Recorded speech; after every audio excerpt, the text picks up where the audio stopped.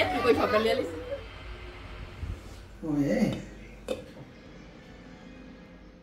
জীবনে যার চাহিদা যত কম সে কিন্তু তত বেশি খুশি। আপনি যতটুকুর ভিতর থেকে আপনার চাহিদাটাকে সীমিত রাখবেন ততই আপনি ভালো থাকতে পারবেন। আর যখনই আপনার চাহিদার মাত্রাটা অধিক বেড়ে যাবে তখন কিন্তু আপনার সব জিনিসই অনেক কঠিন হয়ে দাঁড়াবে। আসসালামু আলাইকুম, কেমন আছেন আপনারা সবাই? আশা করছি আপনারা সবাই খুব ভালো আছেন। আলহামদুলিল্লাহ, আমরাও বেশ আছি।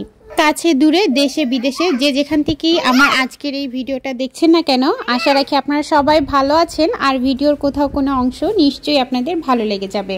আজকের এই ভিডিওটা শুরু করেছি এই তো সন্ধ্যা থেকে, মানে এখন প্রায় সন্ধ্যা হয়ে যাবে এরকম একটা অবস্থা। তো আয়াত হচ্ছে ড্রাগন ফ্রুটস খাবে, মানে দেখার পরই বলছিল আর কি। তো এই তো ওকে ড্রাগন ফ্রুটস কেটে দিলাম। আর আজকে হচ্ছে জিসানের ফুটবল ক্লাস ছিল, তো এখনও আসেনি, কেটে রেখেছি, আসলে তাহলে না হয় ওকে খাইয়ে দিব।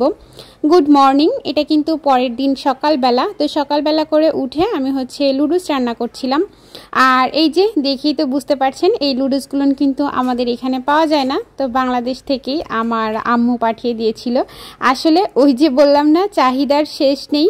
মানে যদি আমি এরকমটা মনে করতাম যে না এখানে যা পাওয়া যায় সেটা দিয়েই আর কি হবে, তো তাহলে কিন্তু হয়েই যেত, তাই না? জীবন তো চলেই যেত। কিন্তু ওই যে খেতে ইচ্ছা করেছে এই আর কি।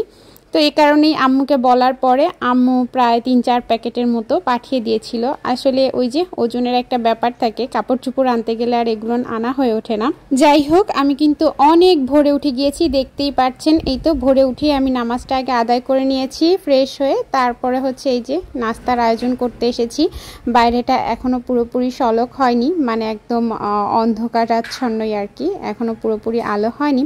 এদিক থেকে এই তো লুডুস রান্না করার জন্য লুডুসটা আমি সিদ্ধ করে নিয়েছি। এই লুডুসটা আমি অনেক বেশি পছন্দ করি, আমার অনেক বেশি ভালো লাগে।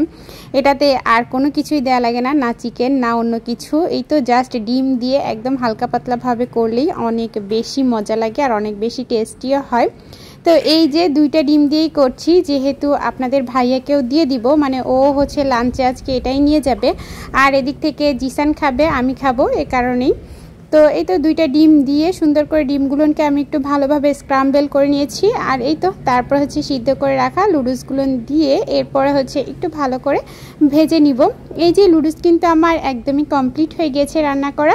এখন হচ্ছে সবাই চলে গিয়েছে বেশ অনেকক্ষণ সময় পরে, কিন্তু ওরা সবাই তো চলে গিয়েছে। আর আমি হচ্ছে এই যে আমার নাস্তাটা নিয়ে বসে পড়েছি। আর ওদিক থেকে আয়াতের নাস্তাটাও আমি হচ্ছে রেডি করে নিয়েছি। তো একটু চাও করে নিলাম। আর ওই যে বলছিলাম, চাহিদাটা আপনি যত সীমিত রাখতে পারবেন ততই আপনি ভালো থাকবেন। কারণ এই যে সংসারে যখন অনেক বেশি চাহিদা করবেন তখন কিন্তু আপনার হাজব্যান্ডের মাথায় অনেক বেশি একটা প্যারা থাকে যে এই জিনিসটা ফুলফিল আপ করতে হবে আর কি। কিন্তু আপনি যদি বলেন তাকে, যদি আপনি বুঝতেন যে না অল্পের ভিতর থেকে আমি খুশি, তাহলে কিন্তু তার মনটাও অনেক ভালো থাকে। আর যখন আপনার চাহিদাটা অধিক হবে তখন তার মনের ভিতরও আর কি আপনার সেই চাহিদাগুলো ফিল আপ করার একটা তাড়া থাকবে। তো যাই হোক, আমি তো সবসময় চেষ্টা করি অল্পর ভিতর থেকেই কিভাবে সবাইকে খুশি রাখা যায়, সব কিছু করা যায়। একেবারে কিপটামিও করা যাবে না, আবার একেবারে যে আপনি সব কিছুই খরচ করে ফেলবেন, আপনার চাহিদা অধিক দেখাবেন, সেটাও কিন্তু ঠিক না।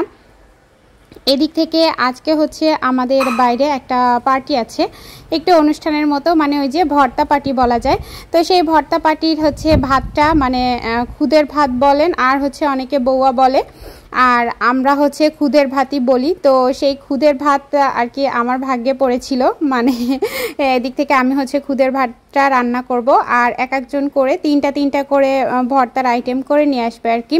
তো বেশ অনেক দিন ধরেই এই তো এরকম ভর্তা আর খুদের ভাত খেতে ইচ্ছা করছিল, এ কারণেই প্ল্যান করে ফেললাম।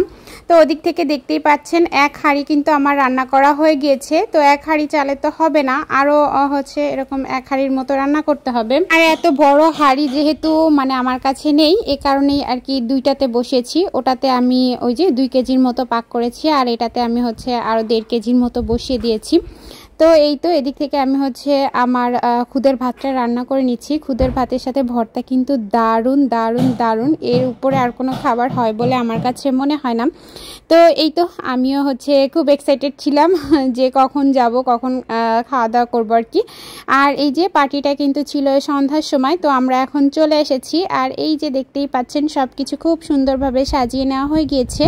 আর এই যে এদিক থেকে কি কি আইটেম ছিল সেগুলো না চলেন আপনাদের সাথে শেয়ার করছি। এই যে ডাল ভর্তা ছিল, টমেটো ভর্তা ছিল, তারপর হচ্ছে টোনা ফিশের ভর্তা ছিল, কচুরমুখির ভর্তা ছিল, ওদিক থেকে চিংড়ি মাছও ভুনা করে এনেছিল আর কি বাচ্চাদের জন্য। এদিক থেকে আমি তো ভয়েস ওভার দিচ্ছি আর আমার মামুনির মানে আমার আয়াত পাখির কান্নাকাটির আওয়াজ তো আছেই, শুনতেই পাচ্ছেন আপনারা। আর এই যে আপনারাই দেখে নিন যে কত ভর্তার আয়োজন ছিল আর কি।